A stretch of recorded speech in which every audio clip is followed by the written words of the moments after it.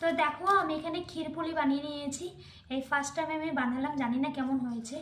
অনেকটা ক্ষীর বেঁচেছিল পাটিসাপটা করার পরে। তো দেখো এই যে এরকম, আর অল্প একটু এই যে এটা বেঁচেছে, যেটা যে চালের গুঁড়িটা। তো এটা দিয়ে এখন আমি এই যে চুষি বানাচ্ছি এটা, এই যে দেখো। তো আমিও এটা ফার্স্ট টাইম বানালাম চুষি, আমি কোনোদিনও বানাইনি। অনেককে দেখে হাতে মানে থালের মধ্যে করে, কিন্তু আমি যে দেখো ট্রাই করছিলাম, এই যে এদিকে দেখা ট্রাই করছিলাম, কিন্তু হচ্ছে না আমারটা, ঠিক আছে। তো তার জন্য আমি এরকম হাতে করেই করছি, এই যে এরকম করে হালকা করে ডলা দিচ্ছি, হয়ে যাচ্ছে। তো আমার কাছে এটাই সোজা লাগলো, আমি থালের মধ্যে পারি না। তো যেহেতু এটা আমার ফার্স্ট টাইম, তো তার জন্য থালের মধ্যে কয়েকবার চেষ্টা করলে হবে, কিন্তু যেহেতু এখন আর টাইম নেই, তো তার জন্য আমি হাতের মধ্যে করছি। কোনোটা ছোট বড় কীরকম হচ্ছে জানি না।